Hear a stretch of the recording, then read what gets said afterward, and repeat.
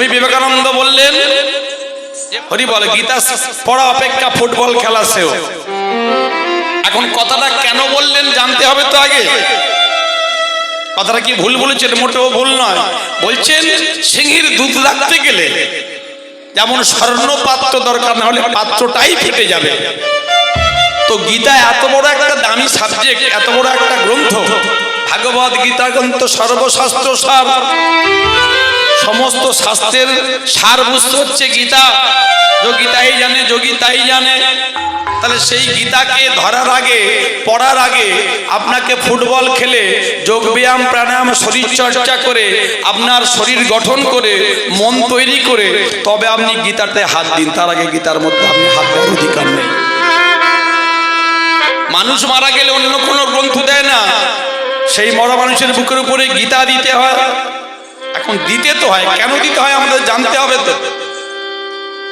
ঋকসামে যদি অথর্ব 4টি বেদের, অথর্ব বেদের 786 খানা শ্লোক নিয়ে মুসলমান ভাইদের কোরআন তৈরি হলো, তারা যদি ওই শুভ সংখ্যাটা, ওই নাম্বারটা মাথায় লিখে ঘুরতে পারে, টুপির মধ্যে লিখতে পারে, গাড়ির মধ্যে লিখতে পারে, তাহলে আমরা কি লিখতে পারি না? এ ধর্ম আমার, এ দেশ আমার, এ মাটি আমার, আদি বেদের কথা, এ কথা কখনো মিথ্যা হবার নয়। আজও পর্যন্ত শুনেছেন যে ভারতবর্ষের কোন নদীর নাম আমিনা, জরিনা, নাজিরা শুনেছেন না? গঙ্গা, যমুনা, গোদাবরী, সরস্বতী, সিন্ধু, কাবেরী, নর্মদা, এগুলো একটু করে উপলব্ধি করতে হবে। আমরা ভগবানকে ডাকবো, আমরা আমাদের নয়ন থেকে অশ্রু বিসর্জন করে ভগবানের চরণে দেব। কিন্তু যখন আমার মাকে কেউ অপমান করবে, যখন আমার মায়ের নামে কেউ কলঙ্ক দেবে, কেউ যদি আমার মাটি অপমান করে, তখন কিন্তু আমরা ছেড়ে কথা বলবো না। কারণ আমি তার যোগ্য সন্তান। প্রত্যেকটা হিন্দু দেবদেবীর হাতে ভালো করে লক্ষ্য করুন, একটি করে অস্ত্র আছে। মা কালীর হাতে রয়েছে একটা খাড়া, ভগবান কৃষ্ণের হাতে রয়েছে সুদর্শন চক্র, বাবা মহাদেবের হাতে রয়েছে ত্রিশূল, মা মনসার সর্প, প্রত্যেকটা দেবদেবীর। তাহলে যদি সন্তান দুষ্টুমি করে, শাসন করে, যে সোহাগ করে, সে দুষ্টুমি করলে তাকে শাসন করতে হবে, আবার সস্নেহে ভালোবাসায় তাকে আবার নিজে বুকের মাঝে নিয়ে নিতে হবে। নিতাই গৌর কৃষ্ণ প্রেমানন্দ হরি হরি বল। গীতার মধ্যে বলা হয়েছে কর্মযোগ, কর্মং কুরু কর্মং কুরু কর্মং কুরু কর্ম হি জীবন।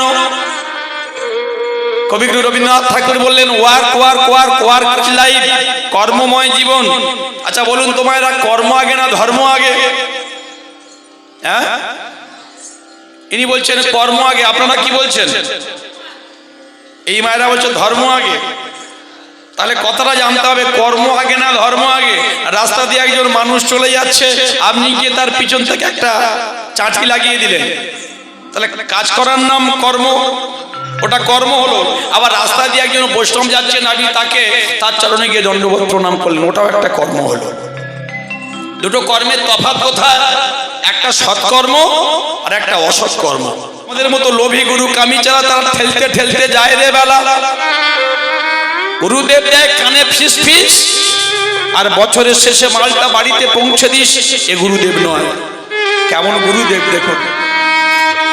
গিরিশকে বললো নাম কর, বললো করতে পারবো না, খাওয়ার আগে পারবো না, পরে কখনো পারবো না, তবে দেশ চালাতে তোর বকল মাঠ তুই আমায় দে।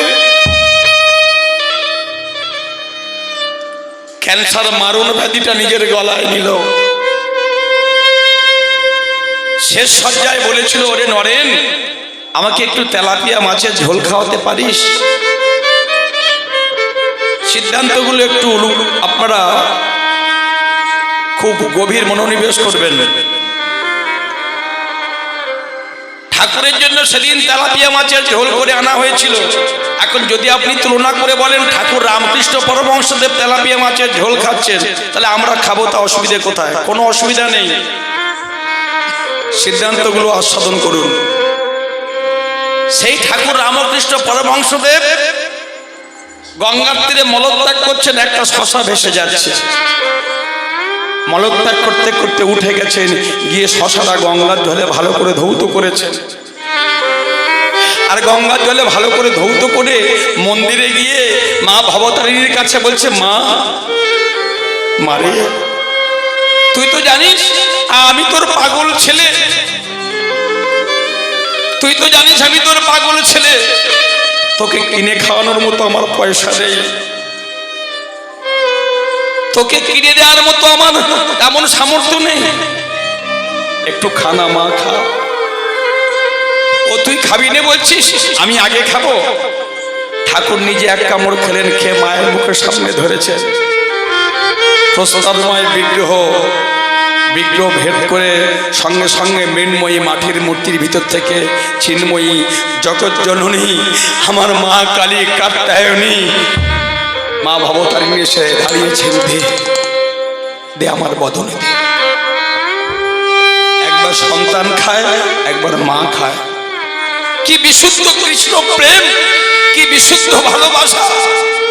বলুন তো, যেসব মায়েরা বসে আছেন যাদের সন্তান সন্ততি আছে, সেই সন্তানের হাতে যদি কোনো খাদ্যবস্তু কোনো খাদ্যদ্রব্য থাকে আর সেই সন্তানটা মলত্যাগ করতে যায়, গিয়ে বলে মা ও মা আমার হাতের খাবারটা তুমি একটু ধরো না, ধরো।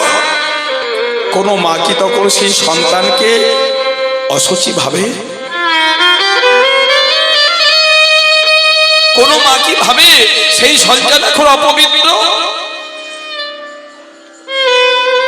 ভক্তি যার কৃষ্ণ তার সর্বশাস্ত্রে কয়, সর্বশাস্ত্রে কয় ভক্তি না থাকিলে কৃষ্ণ দেখিল কিবা